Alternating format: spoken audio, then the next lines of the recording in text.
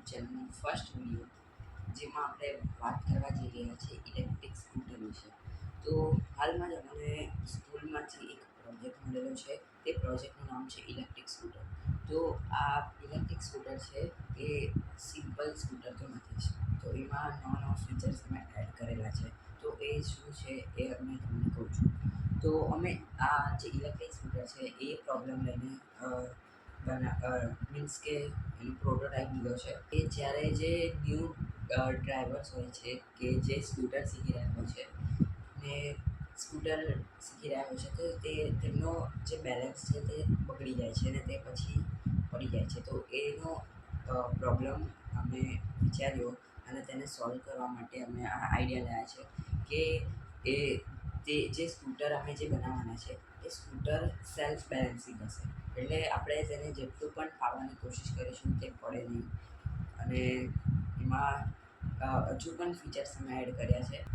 Feature number 1, તો એમાં અમે જે લોકો પાસે લાઇસન્સ નથી હોતું ને એ લોકો લાઇસન્સ વગર સ્કૂટરને ડ્રાઈવ કરે છે તો એના માટે અમે એક ઉપાય લાવ્યા છે કે જ્યારે જે પોતાનું લાઇસન્સ હશે એ લાઇસન્સ એ સ્કૂટરમાં સ્કેન થશે ત્યારબાદ જ એ સ્કૂટરની મોટર જે છે એ ઓન થશે, નહીં તો નહીં થાય. ફીચર નંબર 3, તો મેં એ સ્કૂટરનો ફીચર નંબર 3માં એ એડ કર્યું છે કે જે લોકો નાઇટના ટાઈમ પર જતા હોય છે અને ડ્રંક કરેલું હોય છે ને તે ડ્રંક ન કરે તે માટે અમે એક હેલ્મેટ બનાવવાના છે. તે હેલ્મેટમાં અમે MQ3 નામનું સેન્સરને ફિટ કરવાના છે અને તે MQ3 સેન્સર એ જે એલ્કોહોલ હશે એ એલ્કોહોલની સ્મેલને સેન્સ કરશે અને જેવી જ રીતે એની એલ્કોહોલને સેન્સ કરશે એ ત્યારબાદ જે સ્કૂટરનું જે ઇન્જિન છે તે ઓટોમેટિક જ બંધ થઈ જશે. એટલે કે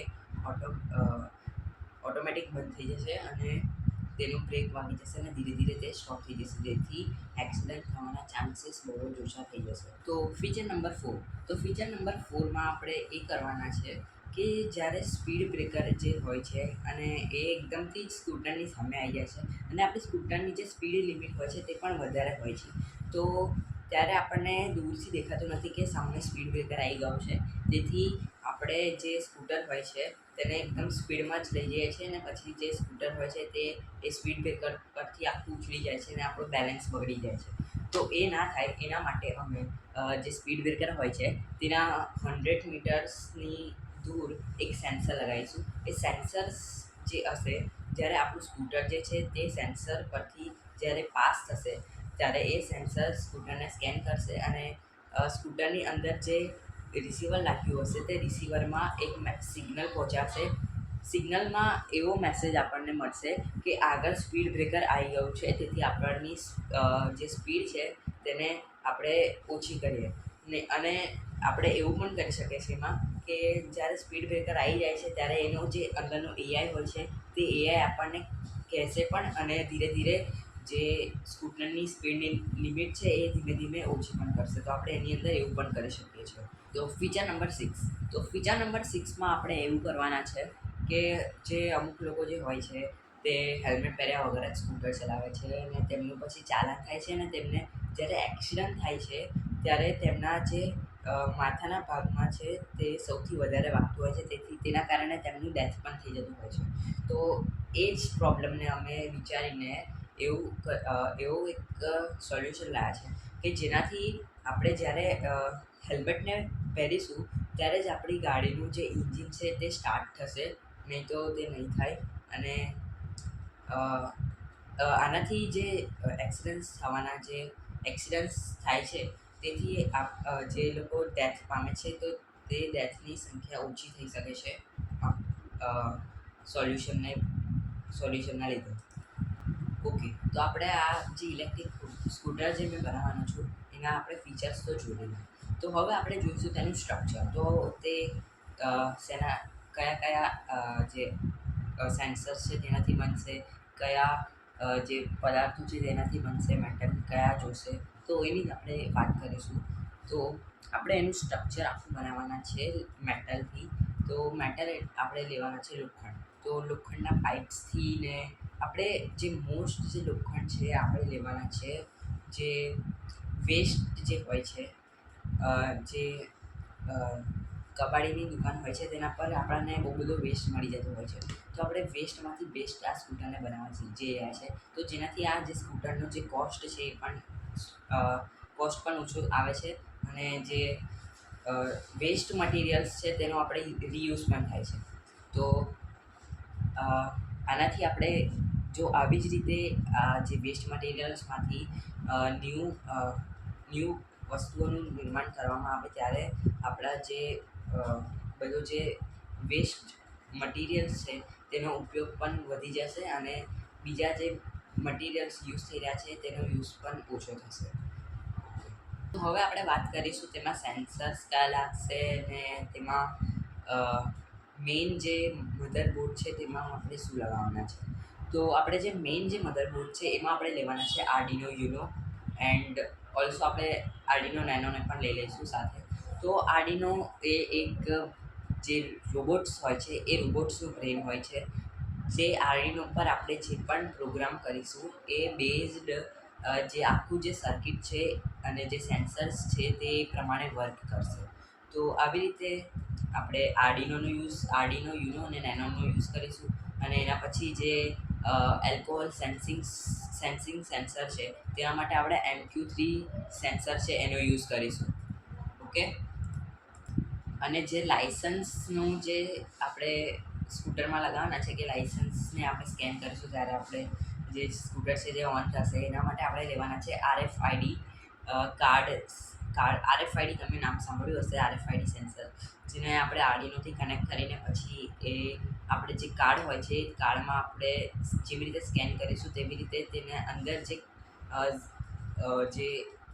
કોડ હશે તે કોડ 01, તમને ખબર જ હશે કે કમ્પ્યુટરની ભાષા છે 01 લેંગ્વેજ છે એની યાંત્રિક ભાષા. તો એ 01 જે છે આંકડાકીય લેંગ્વેજ છે તે આપણે RFID સેન્સરમાં નાખીશું ત્યારે તે આપણે કાર્ડને જ્યારે સ્કેન કરીશું ત્યારે તે આંકડાકીય માહિતીને ડાયરેક્ટ આર્ડિનોમાં પહોંચાડીશે અને આર્ડિનોમાં પ્રોસેસ થઈને પછી તે RFID સિગ્નલમાં મોકલશે અને તેનાથી જે છે રિલે મોડ્યુલ આપણે લગાવીશું. તે રિલે મોડ્યુલમાંથી સિગ્નલ મળતા જ જે બેટરીનો પાવર છે એ બેટરીનો પાવર સીધો મળી જશે મોટરને, એટલે મોટર જે છે તે સ્ટાર્ટ થઈ જશે. તો આપણે વાત કરી હતી કે સ્પીડ બ્રેકર નજીક આવશે તેમ એ સેન્સર આપણને સેન્સ કરી લેશે સ્કૂટરને. તો એના માટે આપણે એક તો ટ્રાન્સમીટર અને રિસીવરનો યુઝ કરીશું. તો આપણે ફર્સ્ટ તો લઈશું એક સેન્સર. જે સેન્સર હશે અલ્ટ્રાસોનિક સેન્સર લઈ શકીએ છીએ આપણે. તો એમાં જો બહુ બધા આપણે વાહનો એવી રીતે બનાવીએ તો એમાં અલગ અલગ રીતે ટ્રાન્સમીટર અને રિસીવર આપણે લગાવવા પડે. તો આપણે ટ્રાન્સમીટરમાં આપણે લગાવીશું જે અલ્ટ્રાસોનિક સેન્સર છે એને આપણે જે રોડ પર લગાવવાના છે 100 મીટર્સની દૂર. તો આપણે અલ્ટ્રાસોનિક સેન્સરને ત્યાં લગાવીશું અને રિસીવર જે છે આપણે સ્કૂટરમાં લગાવીશું. તેથી જે ટ્રાન્સમીટરમાંથી જે સિગ્નલ આવશે તે રિસીવરમાંથી આપણને મેસેજ મળી જશે. તો આપણે એવી રીતે કરીશું. ઓકે, તો હવે આપણે પાવર સપ્લાયની વાત કરી લઈએ કે આપણે એની અંદર પાવર સપ્લાય કેવી રીતે મોકલવાના છે. તો પાવર સપ્લાયમાં આપણે જે નોર્મલી જે 12 વોલ્ટની બેટરી જે બાઇકમાં યુઝ થાય છે તે આપણે 12 વોલ્ટની 2 બેટરી જોઈશે. કારણ કે જે મોટર હશે ઇલેક્ટ્રિક મોટર એને ઓન થવા માટે 24 વોલ્ટ જોઈશે, 24 વોલ્ટ્સ જોઈશે એના માટે ઓન કરવા માટે. તો આપણે 24 વોલ્ટ્સ કાં તો 35 વોલ્ટ્સની બેટરી આપણે લઈએ. 35 વોલ્ટ્સની બેટરી બેટર પડી રહેશે આપણા માટે, કેમ કે તેની સ્પીડ જે સ્પીડ કંટ્રોલર છે તેને પણ પાવર આપવા માટે પાવર સપ્લાય જોઈશે. તેના માટે પણ આપણે અલગથી બેટરીનો યુઝ કરી શકીએ છીએ. ઓકે, તો મારી પાસે છે અહીંયા આ 24 વોલ્ટ્સની મોટર છે જે આપણે જે આપણા વોટર પ્યુરિફાયર હોય છે RO એની આ મોટર છે. તો આનો પણ આપણે યુઝ કરી શકીએ છીએ. તો આનામાં સિમ્પલી આપણે શું કરવાનું છે કે જે આપણે જે પેલું કટર હોય છે આપણે જેનાથી જે સળિયા હોય છે તેને કાપીએ છીએ, એ કટરનું જે ગિયર્સ હોય છે એ ગિયર્સને ખાલી આપણે આના અંદર લગાવી દેવાના અને આનામાંથી આપણે 24 વોલ્ટની સપ્લાય એમ તો આપવાની હોય છે, પણ આપણે 35 વોલ્ટ્સ પણ આપી શકીએ છીએ. તો આ મોટર્સમાંથી આપણે જે ઇલેક્ટ્રિક સ્કૂટર છે તેને ચલાવી શકીએ છીએ. પણ આની સ્પીડ જે છે તે ઓછી છે, એટલા માટે આપણે કદાચ જ આનો યુઝ કરીશું, નહીં તો આપણે બીજી મોટરનો પણ યુઝ કરીશું. ઓકે, તો આવી રીતે આપણી જે ઇલેક્ટ્રિક સ્કૂટર છે તે બનવાની છે. તો હું જે આ જે એનું સ્ટ્રક્ચર છે એનો આખો મેં જે ફોટો, એની જે મોડલ જે એનું ડિઝાઇન કર્યું છે એનો ફોટો હું આપી દઉં છું તમને વિડીયોના એન્ડિંગમાં. તો thanks for watching the video. તો please like, share and subscribe કરી દેજો ચેનલને. તો મળીએ છીએ આપણે નેક્સ્ટ વિડીયોમાં. Bye by.